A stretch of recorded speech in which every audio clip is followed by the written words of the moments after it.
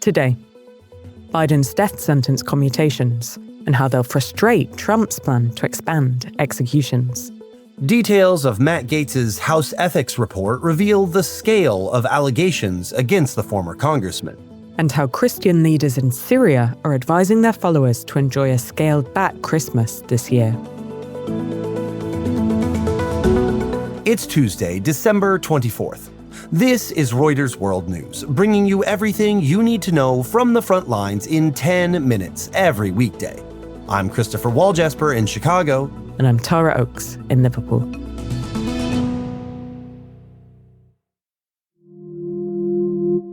President Joe Biden is commuting the sentences of 37 death row inmates, converting them to life in prison without parole. The decision is in direct opposition to President-elect Donald Trump, who says he plans to resume executions at the federal level once he's in office. White House reporter Nandita Bose has been digging into Biden's decision. So President Biden was under a lot of pressure from congressional Democrats, human rights groups. Pope Francis weighed in, and they wanted him to do away with the death penalty. And there was this consistent pressure building on the president for the past several months. And he did not do away with the death penalty entirely. He still left 3 men on the death row for crimes they've committed. But he definitely moved the needle when it comes to doing away with the death penalty. It was a huge step forward. What did Biden have to say about his reasoning for making this decision? Biden said he was guided by his conscience and that he was convinced that the death penalty at the federal level needs to be stopped and that he couldn't stand back and see a new Trump administration resume executions that he had stopped when he got into office. So 37 out of 40, who are the 3 individuals whose sentences he didn't commute? Right. So it leaves out 3 of the most actually well-known men. It's Dzhokhar Tsarnaev, who was convicted of the Boston Marathon bombing in 2013. And then there was Robert Bowers, who was convicted for the mass shooting at the Tree of Life Synagogue in Pittsburgh in 2018.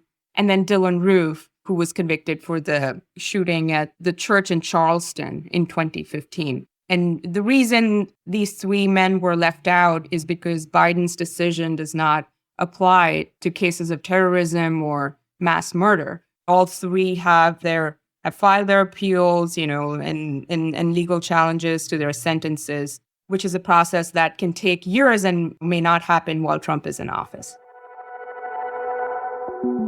Matt Gaetz, former Florida Congressman and briefly President-elect Donald Trump's pick for Attorney General, allegedly paid a 17-year-old young woman for sex and purchased drugs illegally, dating back to 2017. That's according to a House Ethics Committee report made public on Monday. Our legal reporter, Andrew Goldsworth, is based in D.C. and is covering the fallout.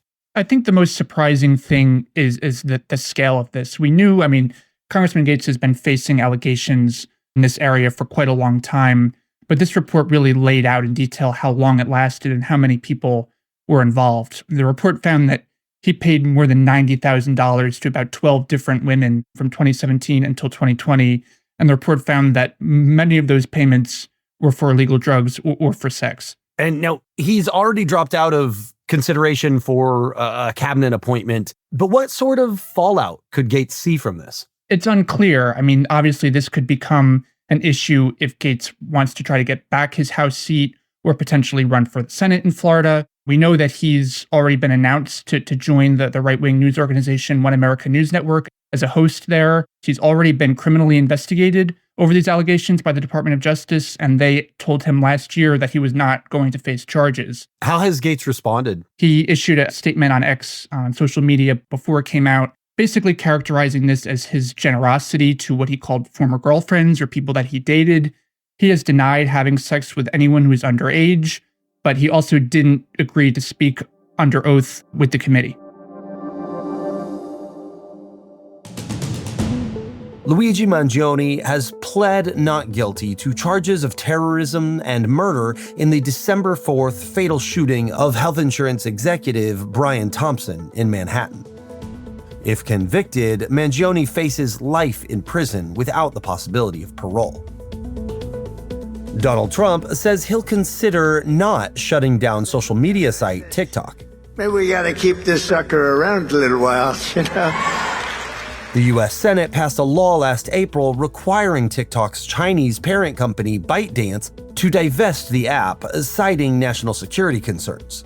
The app could be banned in the United States by January 19th, though ByteDance is fighting the law and the U.S. Supreme Court has agreed to hear the case. And the Trump transition team is planning to pull out of the World Health Organization on day one. That's according to a health law expert familiar with the discussions. Trump kickstarted the one-year exit process in 2020 during his first term, but Biden later reversed the decision. Sudan has dropped out of a global hunger monitoring system, a move likely to undercut efforts to deal with one of the world's largest hunger crises.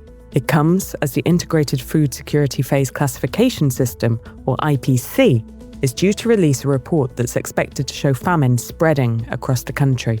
The Sudanese government has accused the IPC of issuing unreliable reports that undermine the country's sovereignty.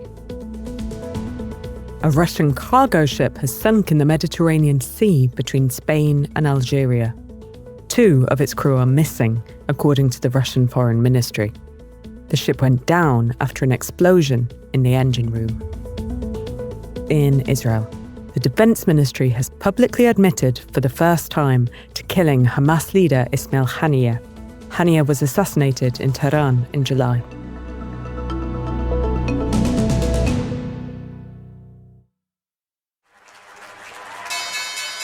Chinese authorities have agreed to issue 3 trillion yuan, that's over $400 billion worth of special treasury bonds next year. It would be the highest number on record as Beijing ramps up its fiscal stimulus to revive a faltering economy. China's trying to soften the blow from an expected increase in US tariffs on Chinese imports when Donald Trump returns to the White House in January. The move underscores Beijing's willingness to go even deeper into debt to counter deflationary forces in the world's second-largest economy. Now to Syria, where church leaders are advising Christians to scale back Christmas celebrations this year. Despite assurances from the Islamists who have just taken power that they are free to practice their religion. Amina Ismail is in Damascus. The de facto ruler Ahmed al-Shira has repeatedly assured them and said that Christians and other religious minorities will be safe in the new Syria and will have equal rights. But there has been a few incidents that took place over the last 2 weeks that are triggering these fears. For example, on December 18th, a group of armed men raided a church in Homs, opened fire, tried to destroy a cross, destroyed a Christian cemetery. The church leaders called HTS, and they said in a statement that they quickly sent people and it was dealt with swiftly. But that's not the only incident. Like, for example, I've seen SUVs driving in predominantly Christian areas, blasting jihadist songs. And although Christian leaders every time they have reported any of these incidents to HTS, they would distance themselves from them and they would apologize and promise that they're still trying to restore security and order in the country. But they're still worried. So Christian leaders in Damascus, for instance, held a meeting and they decided that they will scale back on their Christmas celebrations this year, meaning that they will keep any kind of celebrations inside the premises of the church, unlike what they used to do in previous years. Like, for example, Santa that was connected to the church would walk around the streets and distribute sweets and things in the area, but they decided for this year they're going to keep it inside the church to avoid any kind of confrontation and provocation with these armed men who are just roaming around the streets. For now, they're cautious. They're waiting to see whether HCS and Ahmed al-Shara will be able to contain all these armed groups and give them their freedoms and rights that they used to have.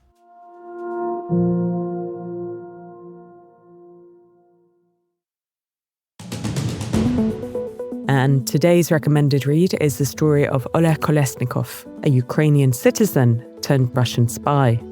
There's a link to that story in the pod description. For more on any of the stories from today, check out Reuters.com or the Reuters app. Don't forget to follow us on your favorite podcast player. We're taking a few days off for the holiday, but we'll be back on Friday with our daily headline show.